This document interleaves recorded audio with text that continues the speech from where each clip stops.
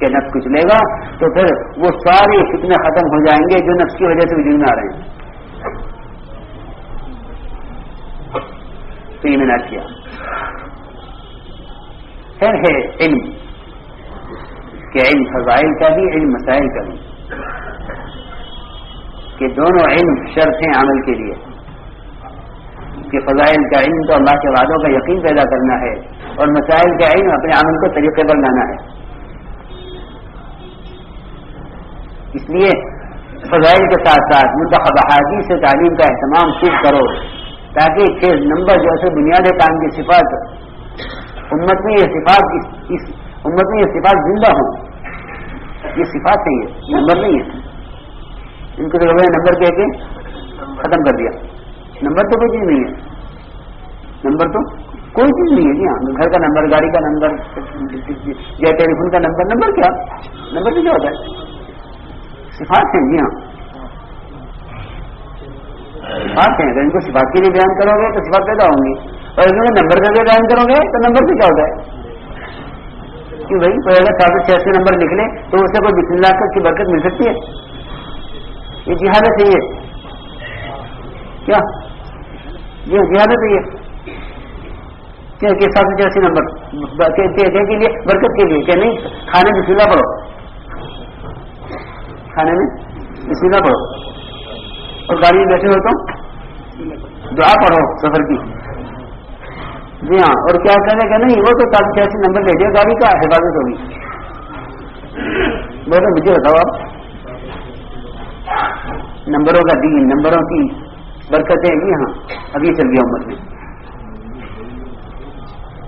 یہ ایک رواج ہے، فیشن ہے. یہ کیا ہے؟ یہ فیشن ہے کہ بھائی برکت ہوگی، کہ 786 نمبر لے لو برکت ہوگی. یہ نمبروں میں کون سی برکتیں ہیں؟ کہ بھائی آپ بتاؤ کہ گاڑی کا نمبر لینے 786 تو حفاظت ہو جائے گی کہ نہیں؟ اس کے لیے تو فرمایا کہ دعا پڑھو، سبحان اللہ المقرین، دعا ہے سفر کی. ہاں، بسم اللہ پلیٹ پر اور جو ہے چیزوں پر 786 کی حفاظت ہو جائے گی. کہ کوئی حفاظت نہیں ہے نمبر میں، حفاظت تو عمل میں ہے. بولو کچھ، بولو، کھانا کرو کچھ. جی ہاں، حفاظت تو عمل میں ہے، نمبر میں کیا حفاظت؟ کوئی حفاظت نہیں نمبر میں. ہاں، جس طرح ساری دعائیں نمبروں پر آ گئی ہیں کہ اس طرح ہم نے بھی 6 نمبر کا نمبر بنا لیا. حضرت نے اس لیے جمع کی تھی حدیثیں تاکہ یہ صفات امت میں پیدا ہوں،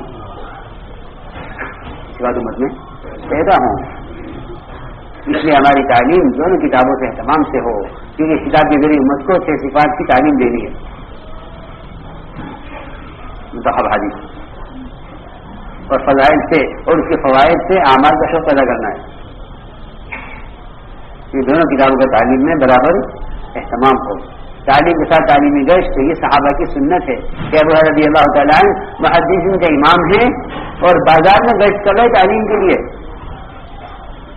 بازار میں گشت کر رہے ہیں تعلیم کے لیے کہ بازار والوں نے کسی سے عاجز کر دیا کہ اللہ کے نبی کی میراث مسیح میں تقسیم ہوئی، تم بازار میں ہو.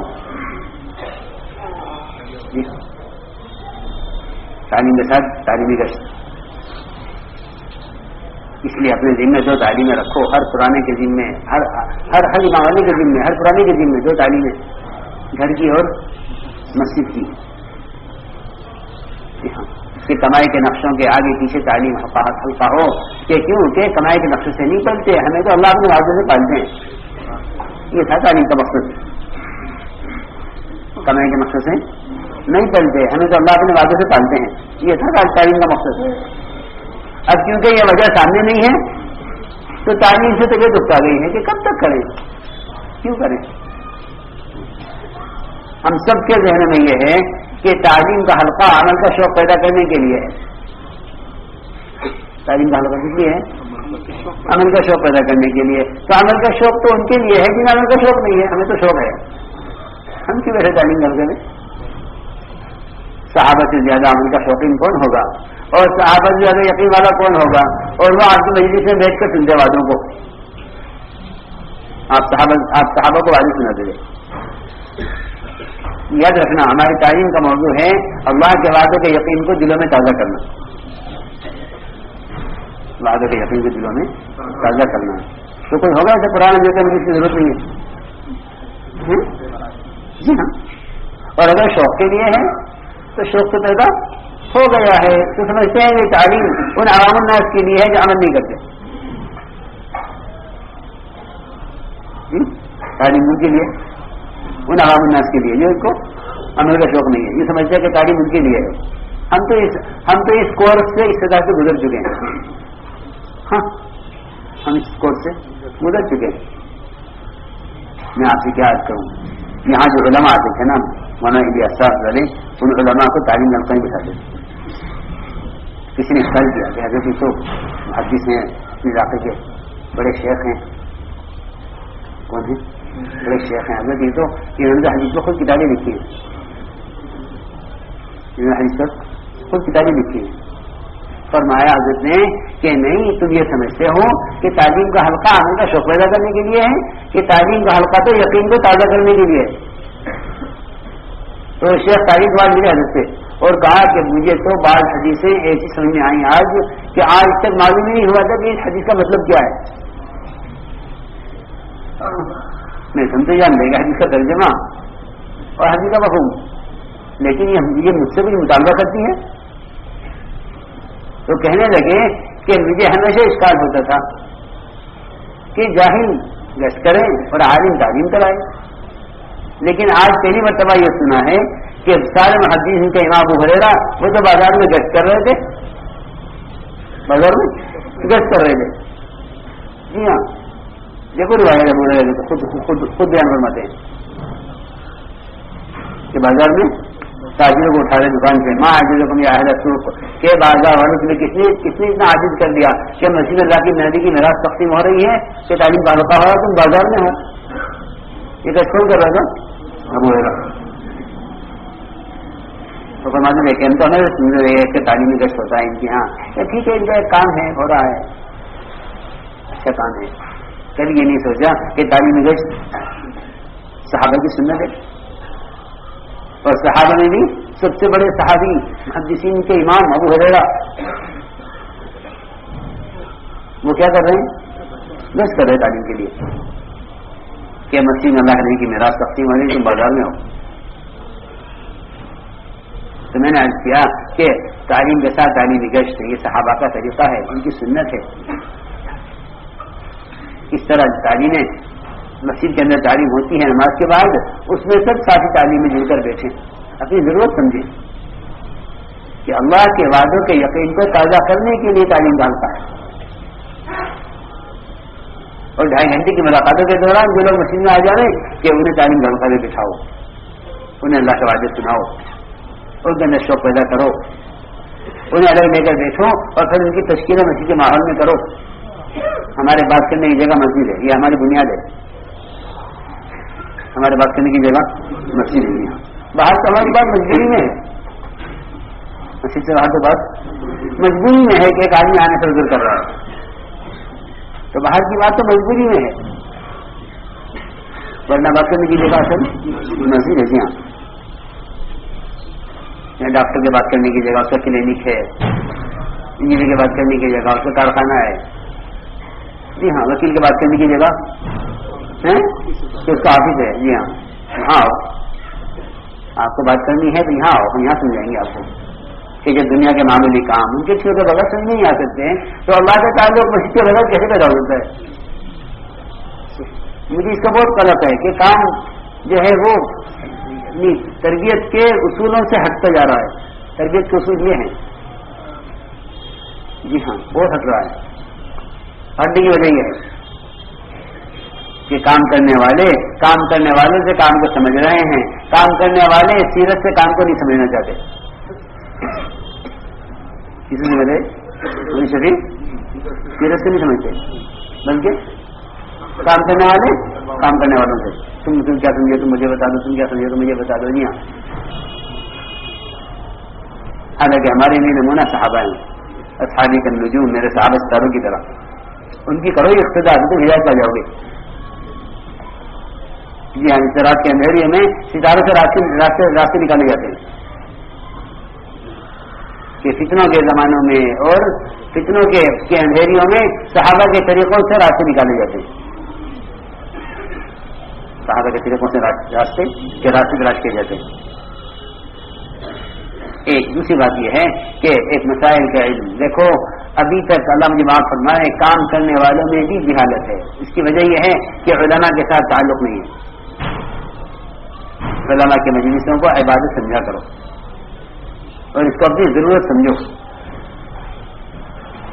اللہ مجھے معاف فرمائے، ایک تنگی پیدا ہو گئی ہے ساتھیوں میں۔ ایک آدمی صبح کو وقت فارغ کرتا ہے مسجد کے لیے 2 گھنٹے،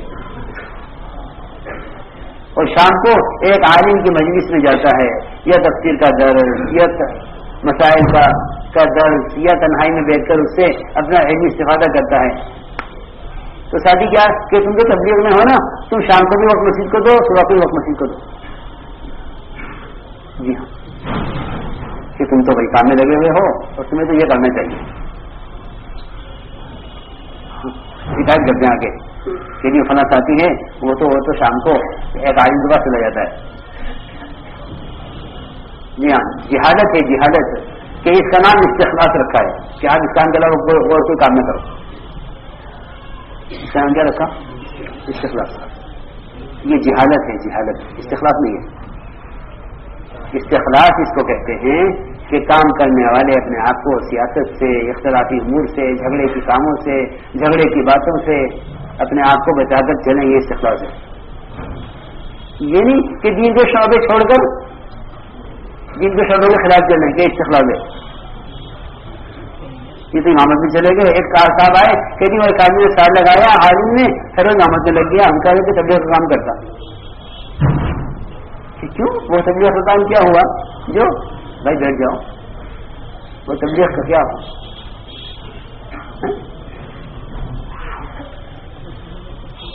بیٹھ جاؤ، وہ تبلیغ کا کام کیا ہوا؟ وہ دعوت کا کام کیا ہوا؟ یہ امامت کے خلاف، تہجد تدریس کے خلاف، دین کے کسی شعبے کے خلاف ہو، وہ دعوت کا کام کیا ہوگا؟ دعوت کا کام تو ہو ہی نہیں سکتا کہ دین کے کسی شعبے کے خلاف ہو۔ یعنی ہمارا آدمی ہے، تمہارا آدمی ہے، ہمارا آدمی ہے، تمہارا آدمی ہے، کیا سارے دین کے شعبے تو نبوت کے شعبے ہیں، دعوت کے شعبے ہیں، اور نبی کا احکام کسی کام میں مخالف ہو نہیں سکتا کہ ایک آدمی صبح مسجد کو وقت دیتا ہے اور شام کو تعلیم کی خدمت میں جاتا ہے، کیسی بات ہے؟ دعوت ہے کس لیے؟ دعوت اسی لیے ہے کہ ان کے اندر علم کی طرف پیدا ہو، ان میں علم کی طلب پیدا ہوتی ہے، اس کی بھی دعوت ہے۔ یہ تھوڑا ہی ہے کہ دعوت سے کوئی ایسا مجموعہ تیار کرنا ہے جس کام کے علاوہ کوئی کام نہ کرے۔ کہ دعوت تو علم و ذکر کو لے کر پھرنا ہے تاکہ غفلت اور امت میں جہالت ختم ہو جائے۔ یہ فرمایا علی رضی اللہ تعالیٰ عنہ نے کہ ایک زمانہ آئے گا کہ علماء کے ایسے الگ الگ حلقے بن جائیں گے علم کے کہ ایک حلقے کا شاگرد اگر دوسرے حلقے میں جا بیٹھے گا تو انہیں غصہ آئے گا۔ فرمایا بدترین زمانہ ہوگا، یہ بدترین زمانہ ہوگا۔ جی ہاں، کہ اس حلقے کا طالب، اس حلقے کا شاگرد اس حلقے میں کیوں؟ تو یہ کوئی چیز نہیں ہے۔ ساتھی پریشان ہوتے ہیں، ہماری مسجد میں یہ چیز آ گئی، ہماری مسجد میں وہ چیز آ گئی، کہ تم اپنی مسجد میں اپنا کام نہیں کرو گے تو کوئی تمہاری مسجد میں اپنا کام کرے گا؟ اپنی مسجد میں اپنا کام نہیں کرو گے تو تمہاری مسجد میں کوئی اپنا کام کرے گا؟ مسجد تو کام کی جگہ ہے، مسجد تو کام کی جگہ ہے، سیدھی بات ہے۔ ہاں، اور ہمارا یہ تعارف نہیں ہے کہ جی وہ اس مسجد میں تفسیر ہوتی ہے کہ ٹھیک ہے صبح تفسیر ہوتی ہے، ہم شام میں تعلیم کر لیں گے، وہ کریں گے ہم شام میں تفسیر کریں گے، ٹھیک ہے جی ہم صبح میں تعلیم کر لیں گے۔ جی ہاں، ٹکراؤ کہ تبلیغ والے کی مسجد ہے، یہ تفسیر والے کی مسجد ہے، یہ ٹکراؤ، یہ کیا بات ہے؟ یہ کوئی حرج نہیں ہے، آپ آئیے اور آپ کس چاہتے ہیں کہ صبح کے ٹھیک ہے آپ صبح کے انجام کر لیں گے، کیا بات ہے؟ کہ دیکھو کام کرنے والوں کے تعاون سے علم کے حلقوں کے اندر علم کے حلقوں میں اضافہ ہو. یہ ہے اصل بات, یہ ہے اصل بات. کام کرنے والوں کے تعاون سے جی ہاں علم کے حلقوں میں اضافہ ہو. میرے نزدیک تو بڑی خوشی کی بات ہے کہ امت علم کے حلقوں میں, تفسیر کے حلقوں میں, اور امت جو ہے وہ مسائل کے پوچھنے میں اور علماء کے لیے جمع ہونے میں امت میں اضافہ ہو. میرے نزدیک تو خوشی کی بات ہے. یہاں تنگی پیدا ہو گئی کیا کہ اگر یہ علم میں لگیں گے تو طبیعت چھوڑ دیں گے. ارے اس نے کام چھوڑ دیا, وہ کام والا سائی کب, وہ کام والا سائی کب دیا, کیا بات ہے. اگر کوئی اسی کام میں لے کے دعوت کو چھوڑ دے تو کام والے سائی کب.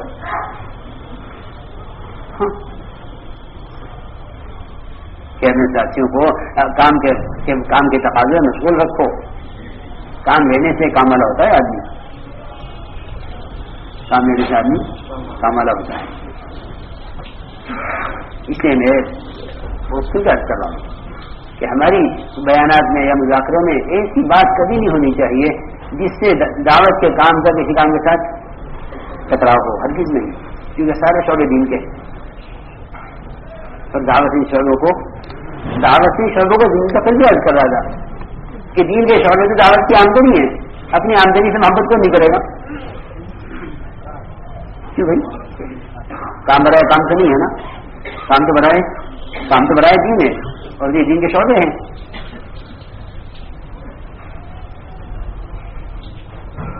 اس لیے مسائل علماء سے پوچھیں اور علماء کی زیارت کی عبادت یقین کریں. علماء کی زیارت کی عبادت یقین کریں. اور دوسری بات یہ ہے کہ اکرام کی حقیقت کو پہچانیں کہ اکرام کیا ہے. ہر شخص کو اس کے مقام پر رکھنا, یہ ہے اکرام. ساتھیوں سے کام لینا ساتھیوں کا اکرام ہے. یہ نہیں کہ مشورے میں ڈانٹ دیا اور تنہائی میں بلا کے ہدیہ دے دیا. مشورے میں کیا کیا, ڈانٹ دیا اور تنہائی میں بلا کر ہدیہ دے دیا کہ بھائی آپ معاف کر دو. کہ نہیں, یہ معافی نہیں ہے. کہ معافی یہ ہے کہ آپ جس مجلے میں آپ نے ذلیل کیا ہے اس میں عزت دیں. یہ ہے بات کہ ہاں ٹھیک ہے تنہائی میں بلا کے معافی کر لی, اس لیے یہ معافی نہیں ہوتی. یہ کوئی معافی کا طریقہ نہیں ہے. میری بات یاد رکھنا, اپنے ساتھیوں کو معتمد بناؤ کمزوری کے باوجود. اپنے ساتھیوں کو کمزوری کے باوجود معتمد بناؤ. جی ہاں, ساتھیوں کو کمزوری کے باوجود معتمد بناؤ. کیوں معتمد نہیں بناؤ گے تو ان سے کام کیسے لو گے. ان سے کوئی آ کر یہ کہہ دے کہ تمہاری دکان کا ملازم چوری کرتا ہے تمہارے گھر جانے کے بعد, اس نے کہا سامنے کی دکان والے نے, کیوں کہ وہ دیکھ رہا کہ اس کی دکان بہت چل رہی ہے. اس نے کہا کہ بھائی اس کی دکان کے ملازم کا اعتماد ختم کر دو. یہ اس کو نکال دے گا,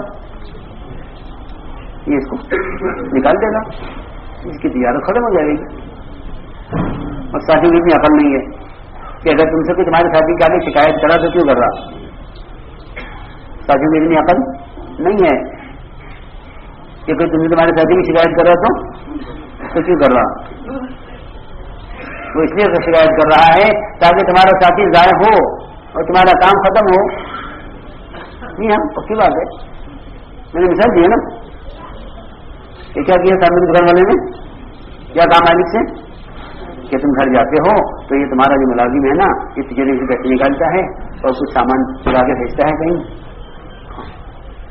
الگ ایسے نہیں تھا مگر اعتماد ختم کر دیا. اس نے اپنے ملازم کو نکال دیا. ٹھیک ہے, عقل والا تاجر وہ ہوتا ہے جو کہیں کہ نہیں اگر اسے چرایا بھی ہے تو یہ نقصان کم ہے مگر اس کے نکلنے کے بعد یہ نقصان ہوگا وہ زیادہ ہوگا. ایسا ہی ہے نا. ہاں برداشت کرے گا. بڑے بڑے کارخانوں میں لوگ خیانت کرتے ہیں, ہیں. ہمارے ایک دوست ہیں ان کی فیکٹری ہے دعوت کام میں لگے ہوئے، تو ان کی سونے کی فیکٹری ہے، سونا بنتا ہے، سونے کے زیورات بنتے ہیں. تو مجھ سے کہنے لگے کہ میرا عملہ سونا چراتا ہے، میرا عملہ سونا چراتا ہے، مگر میں اس کو اس لیے رکھ رہا ہوں، رکھے ہوئے ہوں سال سے کہ ان جیسا اچھا ڈیزائنر کوئی نہیں ہے جو ڈیزائنر آتے ہیں، تو نکال دوں گے تو میرا کام کیا ہوگا. تو میں سوچنے پڑ گیا فوراً. ہاں میں نے کہا ہمارا قربانی صحیح تیار ہوتا ہے اور غلطی ہوتی ہے نیچے نکال دو اس کو باہر. اتنا غلطی کیا کہ اس سے جو فائدہ ہو رہا اس کو تو دیکھا نہیں، اور تھوڑا سا نقصان ہو گیا اس کو دیکھ کے ساتھی کو ضائع کر دیا. اس کی بات نہیں آئی ہمارے کہ یہ سونا چراتے ہیں، لیکن جتنا چراتے ہیں اس سے زیادہ ان کے بنانے کا نفع ہے، تو وہ نفع کو دیکھیں گے یہ نقصان کو دیکھے کہ نہیں ہے، نقصان تو زیادہ نہیں ہے، اس آدمی سے نفع بہت ہے. جب ایک صاحب نے ماں صاحب سے کہا کہ حضرت فلاں آدمی غلطی کر رہا اس کو نکال دیجیے، فرمایا کہ جیسا دوسرا لا دو کہنے مجھے جیسا دوسرا لا دو. اس میں بھی چاہیے باتیں. تو میں عرض کرا تھا کہ اپنے ساتھیوں کو کیا بناؤ، معتمد بناؤ، اپنے ساتھیوں کو معتمد بناؤ. بہت بڑی بات ہے. دیکھو میں آپ کو ایک قصہ سناتا ہوں چھوٹا سا. حضرت عمر رضی اللہ عنہ فرمایا، حضرت اسلم خادم تھے، فرمایا اسلم دروازے پر لینا، اندر کوئی نہ آئے، اندر کوئی نہ آئے، تم دروازے پر لینا. حضرت زبیر ابن عوام، حضرت زبیر ہے، ان کا مقام تھا صحابہ میں، آپ کی خودی کے لڑکے، ہاں آپ کی خودی کے لڑکے. تو انہوں نے آ کر اجازت مانگی تو ان کے خادم نے کہا حضرت اسلم نے کہ نہیں ابھی اندر نہیں آ سکتے، روک دیا، انہوں نے منع کیا ہے.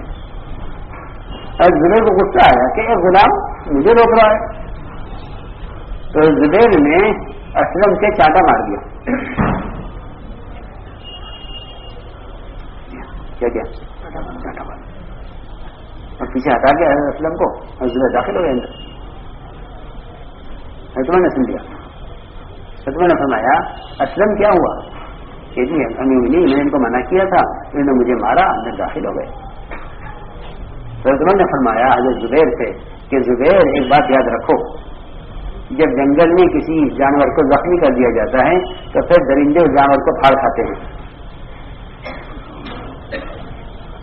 سمجھے بات، یہ ایسی بات فرمائے عمر کہ زبیر ایک بات یاد رکھو، جب جنگل میں کوئی جانور زخمی کر دیا جاتا ہے نا، کہ اس کا بازو زخمی ہو گیا، اس کا پیر زخمی ہو گیا، تو وہ اپنی حفاظت کرنے سے معذور ہو گیا. اب اس کو کوئی بھی درندہ پھاڑ کھائے. یہ بھی بہت مشکل بات ہے.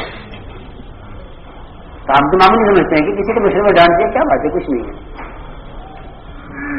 لیکن اس آدمی کو ہم نے دوسروں کی نظر میں کہاں گرا دیا. میں آپ سے کیا عرض کروں، حضور اکرم صلی اللہ علیہ وسلم منافقین کو مشورے سے پہلے باہر بھی نکالتے تھے، منافقین کے ساتھ مشورہ کرتے تھے. جی ہم تو امام والے کے بارے میں کہتے ہیں بھائی یہ فلاں صاحب چل جائیں گے پھر کریں گے مشورہ، اور آپ مشورہ کرتے تھے منافقین کے ساتھ لے کر. جی ہاں جی معلوم ہے آپ کو کہ اسلام کے بھی دشمن، دین کے بھی دشمن، نبی کے بھی دشمن.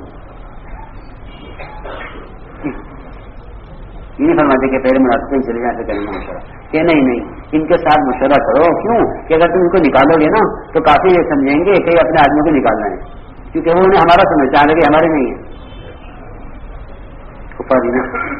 ہمارا سمجھتا ہے یہ ہمارے نہیں ہے، پکی بات ہے. یہ تو کافی زیادہ بدتر ہے.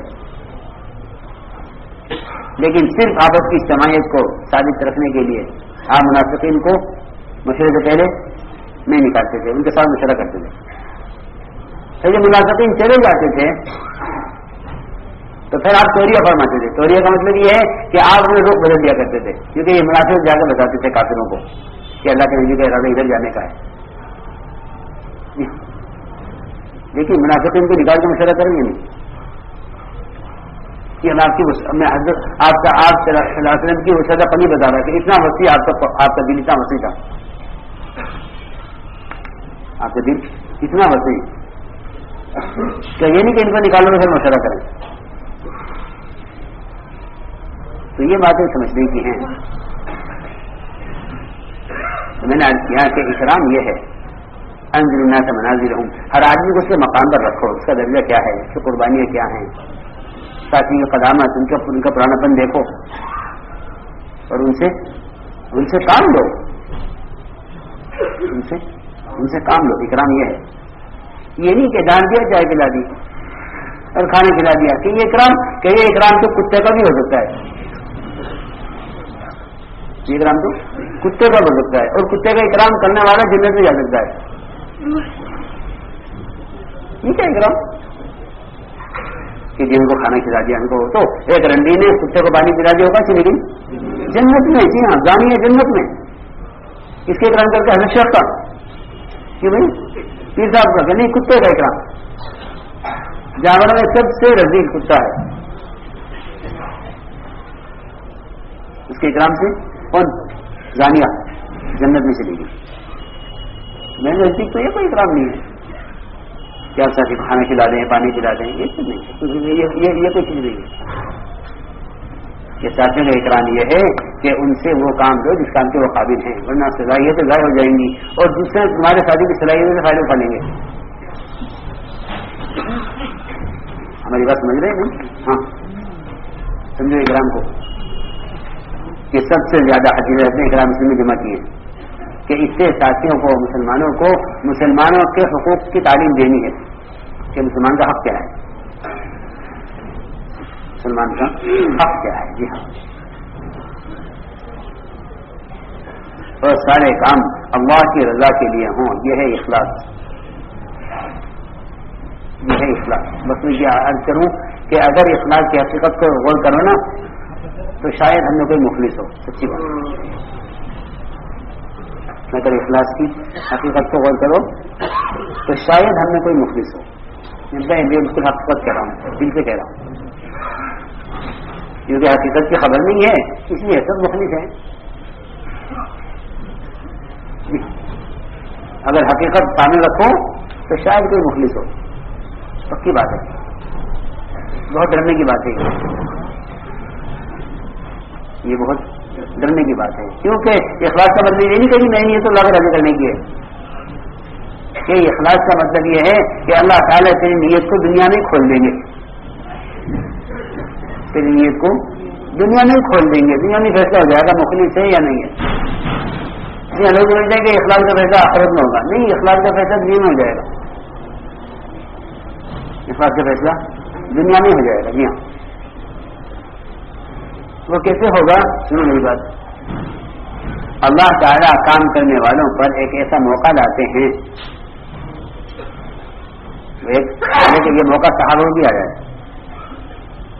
کہ اللہ تعالیٰ کام کے لیے قربانی دینے والوں پر ایک ایسا موقع لاتے ہیں کہ ان کو خیر سے محروم کرتے ہیں، ان کو کسی خیر سے محروم کرتے ہیں. میں اپنی بات بہت توجہ سننا ہے کہ اللہ ان کو کسی خیر سے محروم کرتے ہیں، صرف یہ دیکھنے کے لیے کہ اس وقت ان کے اندر کی کیفیت کیا ہے.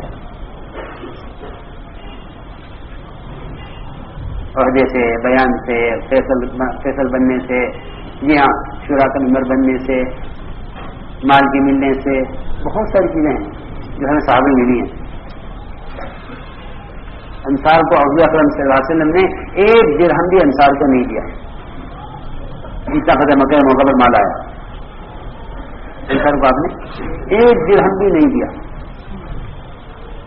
حالانکہ انصار وہ ہیں کہ جن کی وجہ سے ہجرت وجود میں آئی ہے، پھر اسلام پھیلایا. لیکن انصار کو آپ نے کچھ نہیں دیا، صرف امتحان تھا کہ دیکھیں انصار کیا چاہتے ہیں، مال چاہتے ہیں یا اللہ کے رسول کو چاہتے ہیں. یہ امتحان تھا، یہ امتحان مجھے اس وقت سے یاد آیا کہ حضرت نے ایک صاحب کو عیسیٰ رحمۃ اللہ علیہ نے ایک صاحب کو بھیجا اجمیر، اس زمانے کا اجمیر جو آج بھی سخت ہے، اس زمانے کا اجمیر جو کام شروع ہوا تھا، جی ہاں بہت سخت علاقہ، فرمایا وہاں جا کے کام کرو، 2-4 مہینے کی بات نہیں ہے، جب کام ہو جائے گا آ جانا۔ جی ہاں 8 مہینے کے بعد آئے وہ پہلے خروج ان کا 8 مہینے کا، اور خیال یہ کہ حضرت تو بلا کے سب کے سامنے ملاقات کریں گے، کاروباری سنیں گے اور سب کے سامنے بات رکھیں گے، اور میری قربانی اور میری باتیں اور میری محنت سب کے سامنے آئے گی، یہ تصورات ہوتے ہیں نا آدمی کے کام کرنے والے کے ذہن میں۔ تو وہ آئے تو حضرت نے ان کو ایسے مسافہ کر کے ایسے گزار دیا روانگی میں، مسافہ کر رہے تھے روانگی والوں سے، واپسی والوں سے مسافہ گزار دیا۔ تو وہ کہنے لگے کہ حضرت مجھے پہچانا نہیں ہے، مجھے پہچانا نہیں ہے، میں تو بہت کام کر کے آ رہا ہوں، مجھے حضرت نے پہچانا نہیں ہے۔ حضرت بیٹھے ہوئے ظہر کے بعد ابو داؤد شریف کا سبق تھا، تو وہ صاحب پھر آئے کہ السلام علیکم، میں آ گیا ہوں۔ حضرت نے فرمایا بھائی تم سے ملاقات تو ہو گئی تھی روانگی میں، بس اتنی بات نہیں کہ بس وہ صاحب بیان کرنے لگے میرے سے کہ میرے تو ایسے پیر اکھڑے کام سے کہ جب تقاضے آتے ہیں تو ہمیں بھیجتے ہیں اور کام کر کے آتے ہیں ہم تو ہمیں پہچانتے بھی نہیں، پوچھتے بھی نہیں۔ کہنے لگے میں نے بستر اٹھایا اور طے کر لیا کہ یہ کام کرنا ہی نہیں، یہ کام کرنا ہی نہیں۔ اتنا دل برداشتہ ہو گئے اور اتنے غمگین ہو گئے، جی ہاں پھر آخر پوچھے، بلاوے، بٹھاوے، شاباشی دے کہ ماشاءاللہ یہ کر کے آئے، وہ کر کے آئے، کیا ہوا، کچھ بھی نہیں۔ تقاضے آتے ہیں تو ہمیں بلاتے ہیں اور کام ہو جاتا ہے تو پھر پوچھتے بھی نہیں ہیں۔ پھر ہمیں بستر اٹھا کے یہاں سے نکل گیا، اور میں وہاں جا کے سواری کے انتظار میں کھڑا ہوا تھا کہ وہاں کھڑے کھڑے مجھے خیال آیا کہ ارے 8 مہینے تک اخلاق بیان کیا ہے کہ اللہ کے لیے کرنا ہے، اللہ کے لیے کرنا ہے، تو اگر حضرت متوجہ نہیں ہوئے تو میرا عمل تو، اگر مجھے حضرت متوجہ نہ ہونے کا غم ہے تو میرا عمل تو شرک ہوا، تو حضرت کے لیے ہوا نہیں، تو اللہ کے لیے تو نہ ہوا، کیونکہ حدیث تو مخلص اس کو کہا ہے کہ جو تعریف سے خوش نہ ہو اور پوچھا نہ جائے تو ناراض نہ ہو۔ کہ بس مجھے یہ خیال آیا اور میں بستر اٹھا کے واپس کرتا کی طرف،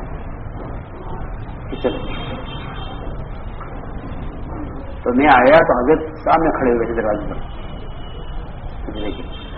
جیسے مسجد داخل ہوا تو فرمایا بھائی یہاں آؤ یہاں آؤ، اور حضرت نے مجھے بلایا اور مجھ سے وہاں کو گیا اور میرا ہاتھ پکڑ کے اندر لے گئے اور فرمایا کہ بتاؤ کیا کر کے آیا۔ کہنے لگے جی میں تو کام سے گیا تھا بالکل، اور یہ آپ نے کیا کیا میرے ساتھ؟ حضرت نے فرمایا نہیں ہم نے کچھ نہیں کیا تمہارے ساتھ، وہ بھی اتنا خیال آیا نا کہ اللہ کے لیے کرنا ہے، تو ہمارا بھی خیال ہے، پوچھے تو اللہ کے لیے کیا کر کے آئے۔ یہ ہے اصل میں بات، اس امتحان سے اللہ کسی کام کرنے والے کو گزارے بغیر چھوڑیں گے نہیں، اس امتحان سے اللہ کسی کام کرنے والے کو گزارے بغیر چھوڑیں گے نہیں، اور اللہ کی ذات بہت مستغنی ہے، جس کا دل چاہے کرو، جس کا دل چاہے مت کرو، اللہ کی ذات مستغنی ہے، اس کا کام بھی مستغنی ہے، اسے کہیں کی ضرورت نہیں ہے۔ جی ہاں، نہ اللہ کو کسی کی ضرورت ہے نہ اللہ کی، اس کو تو نبیوں کی بھی ضرورت نہیں ہے، میں آپ کو کیا بتاؤں، وہ تو نبیوں سے مستغنی ہے۔ ان لم تفعل فما بلغت رسالتہ ان تتولوا يشد القوم غيركم، یہ صحابہ نے فرمایا کہ تم نہیں کرو گے تو ہم دوسرے لوگوں کا کام ہے تو ہمارا ہم لیں گے، جس سے آئیں گے لیں گے۔ ان تتولوا يشد القوم غيركم، تم نہیں کرو گے تو ہم کام دوسرے سے لیں گے۔ تو میں نے ایک بات عرض کی ہے کہ اللہ تعالیٰ کسی بھی کام کرنے والے کو نیا ہو یا پرانا ہو، اس کو یہاں سے گزارے بغیر نہیں چھوڑیں گے، یہ اللہ کا نظام ہے۔ جی ہاں کیوں؟ آگے اللہ خود فرما رہے ہیں قرآن میں، تاکہ ہم جان لیں کون جھوٹے ہیں کون سچے ہیں. اسی طرح ہے نا قرآن میں، تاکہ ہم جان لیں کہ کون سچے ہیں کون جھوٹے ہیں. الف لام میم احسب الناس ان يتركوا ان يقولوا آمنا وهم لا يفتنون، کہ کیا ہم نے سوچ لیا ہے کہ ہم آمنا کہہ کے سوچے جائیں گے؟ ان کی آزمائش نہیں ہوگی، یا ان کو آزمائیں گے؟ کیسے آزمائیں گے؟ کہ عہدے میں، مقام دینے میں، بیان کرانے میں، فیصل بنانے میں. جی ہاں اس میں آزمائیں گے. جی ہاں جس کی جو ذمہ داری ہوگی اس ذمہ داری میں اس کو آزمایا جائے گا اللہ کی طرف سے. کہ جو آدمی جس کام کا اہل ہوگا نا اس کو وہ کام نہیں دے کے آزمائیں گے کہ دیکھیں اب اس کے اندر کے دل کا کیا حال ہے. اگر یہ کہتا ہے کہ میں اس قابل تھا مجھ سے کام نہیں دیا گیا تو یہ اللہ کے یہاں مردود ہے. اور اگر یہ کہتا ہے کہ اللہ تیرے شکر ہے میرے ذمہ میں کام نہیں آیا کیونکہ میں اس قابل نہیں ہوں، تو یہ اللہ کیا مقبول ہے، یہ ضابطہ ہے اللہ کا.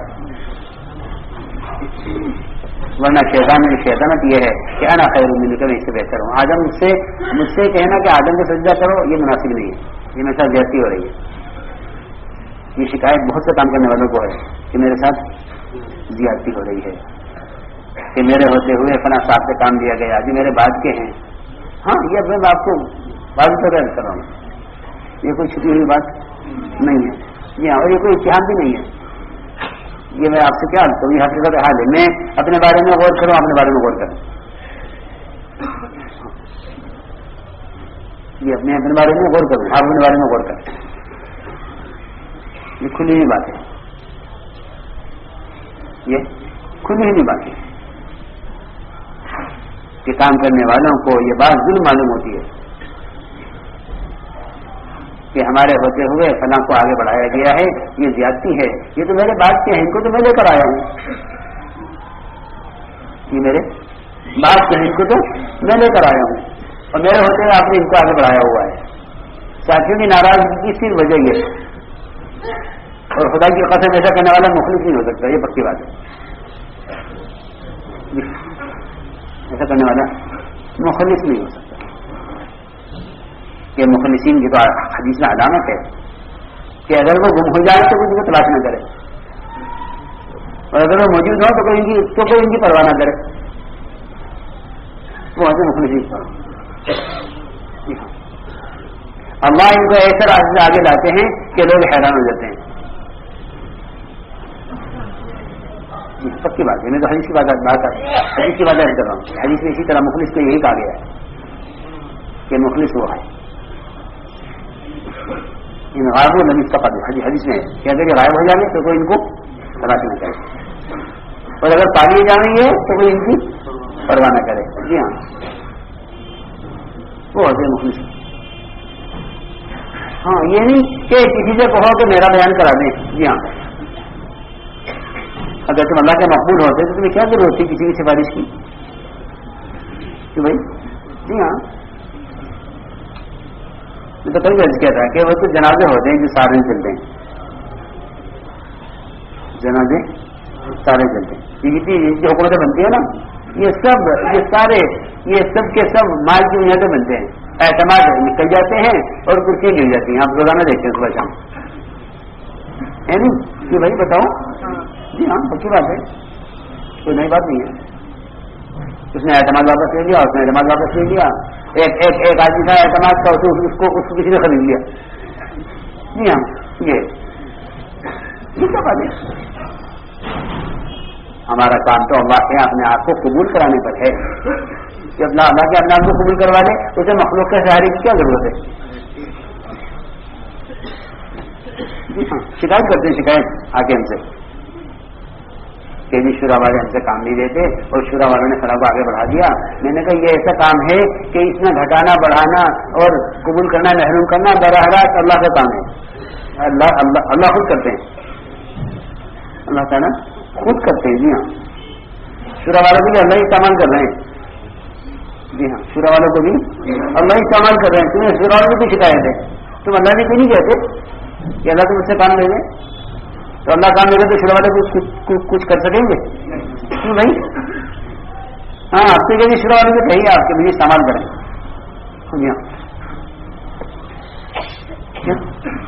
شروع والے میں کہیے تو مجھے استعمال کریں. اس لیے بات یاد رکھنا کہ شیطان کا کفر صرف اتنا ہے انا خیر من کہ نہیں سے بہتر. شیطان کو کفر کیا ہے کہ میں اس سے بہتر انا خیر, اس کے علاوہ کچھ بھی نہیں ہے.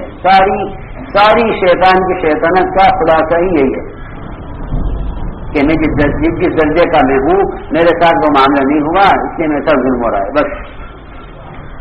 کہ بھائی اس کے علاوہ اور کچھ ہے کچھ نہیں اس کے علاوہ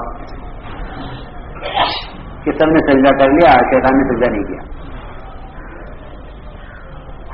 یہ کیا بات ہے کہ اللہ تعالیٰ اونچے درجے والوں کو نیچے والوں کے سامنے جھکا کر دیکھتے ہیں کہ یہ میرے حکم کے کتنے تابع ہیں.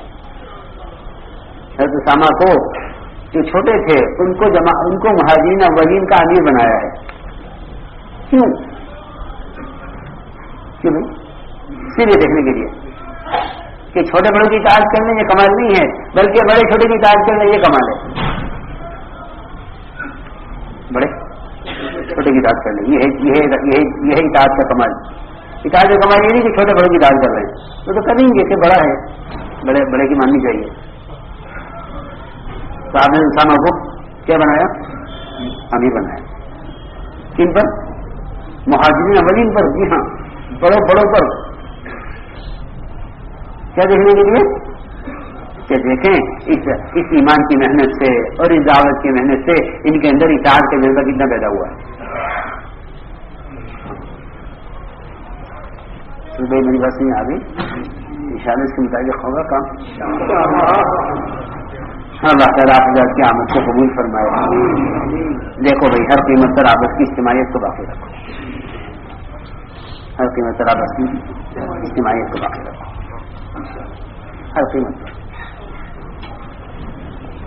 قیمت پر آپس کی اجتماعیت کو باقی رکھو. بات ہے ایسے علاقے کہ ہمارا مرکز تمہارا مرکز ہمارا علاقہ نہیں. یہ نہیں. جماعتیں جاتی ہیں ماشاءاللہ میدان والی اس میں جماعتیں جاتی ہیں بھائی وہ سارے علاقوں میں جماعتیں بھیجیں رمضانی بھی جماعتیں بھیجیں. یہ کیا ہماری جماعت ہمارے یہاں نہیں آئی وہاں کی جماعت بھی ہمارے یہاں نہیں آئی کیا ہمارے یہاں تمہارا یہاں. اگر یہ ایک صبح ہی آپس میں جڑے گا یہ ملک کو کیسے جوڑ لے گا عالم کو کیسے جوڑ لے گا. سب سے یعنی یہ تو اللہ عالم جماع کہ اللہ کی مدد کے نزول کا سبب کی اجتماعیت ہے. موسیٰ فرماتے تھے کام کرنے والوں کی دعائیں ان کی عبادتیں ان کی تہجد ان کی تلاوت اگر عرش تک بھی پہنچ جائے اللہ کی مدد ان کی عبادت پر اترے گی نہیں جب تک آپ ان کی اجتماعیت نہ ہو. آپس کی اجتماعیت اس لیے آپس کی اجتماعیت کو ہر حال میں مقدم رکھو. ہر حال میں اس کو مقدم رکھو. کریں گے انشاءاللہ. اللهم صل على سيدنا ومولانا محمد وعلى آل سيدنا ومولانا